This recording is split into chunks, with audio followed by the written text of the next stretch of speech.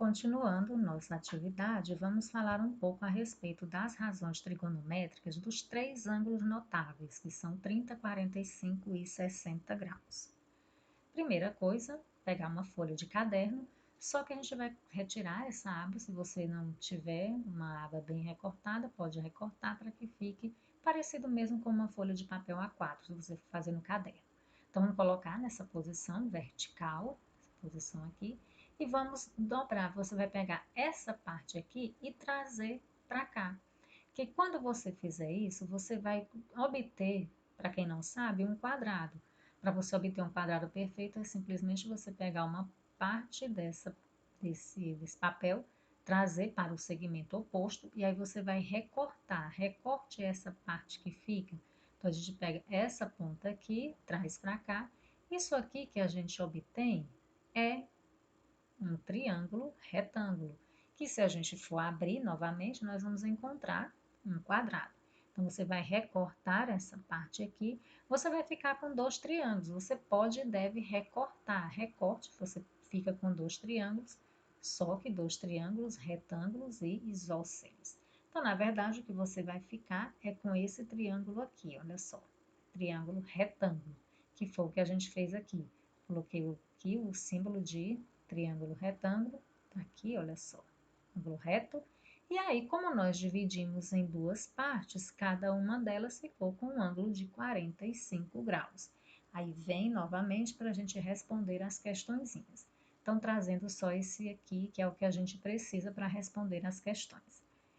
Tem um ângulo de 45 e outro ângulo de 45 graus, para juntar com esse ângulo de 90, formar 180 graus, que é a soma dos três ângulos internos.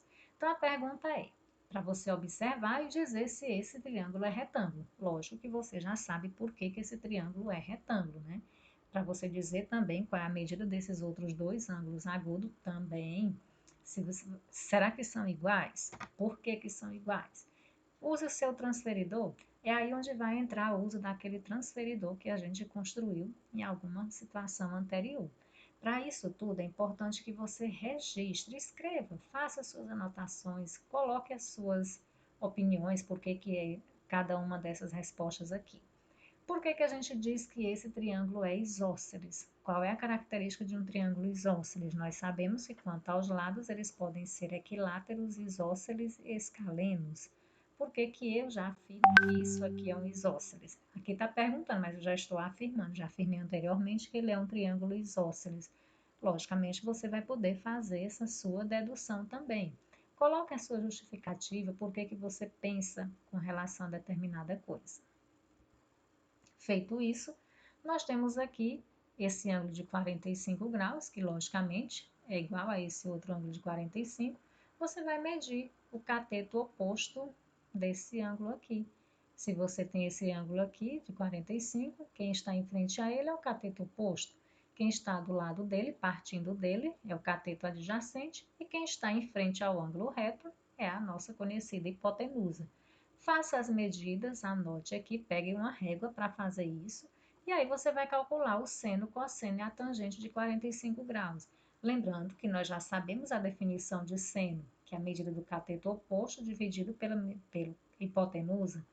Cosseno, medida do cateto adjacente dividido pela medida da hipotenusa.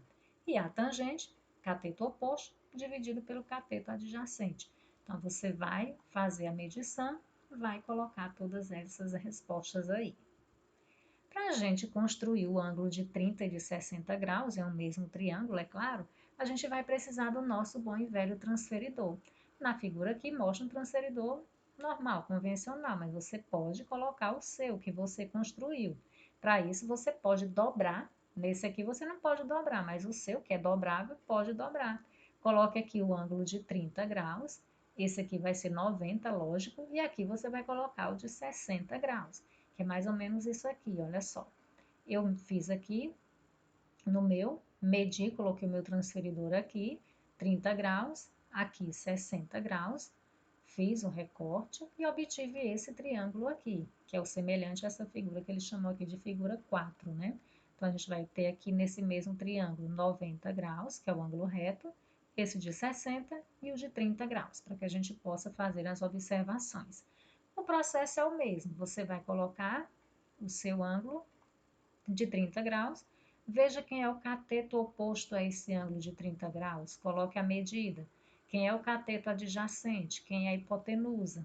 Faça as medições com a sua régua, com auxílio da calculadora, calcule o seno, cosseno e a tangente do ângulo de 30 graus. Faça a mesma coisa agora com o de 60 graus. Lembrando que se eu estou aqui no ângulo de 60 graus, meu cateto oposto é esse que fica em frente a ele. Se você já tem a medição, coloque aqui, que fica mais fácil para você trabalhar depois. Então, cateto oposto, cateto adjacente, quem seria? E a hipotenusa. Calcule o seno, cosseno e a tangente de 60 graus também. Feito isso, vamos para as nossas perguntinhas. Qual a relação que existe entre o valor do seno de 30 e o cosseno de 60? Existe uma relação. Se você preencheu as tabelas corretamente, vai ficar mais fácil para você responder. E entre o seno de 60 e o cosseno de 30, também existe uma relação? Você vai tentar descobrir por que que isso acontece. E é importante que você registre as suas conclusões. Sempre é interessante que a gente consiga registrar, que a gente consiga colocar no papel aquilo que a gente pensa.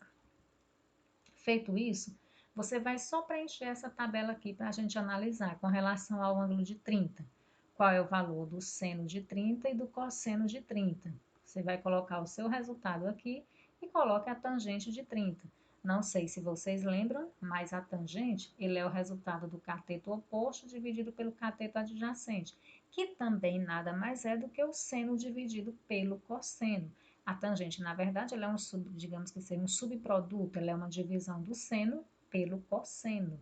Então, você vai fazer a mesma coisa para descobrir a tangente de 60. Dividir o seno de 60 pelo cosseno de 60. Você vai registrar essas relações que você conseguiu encontrar.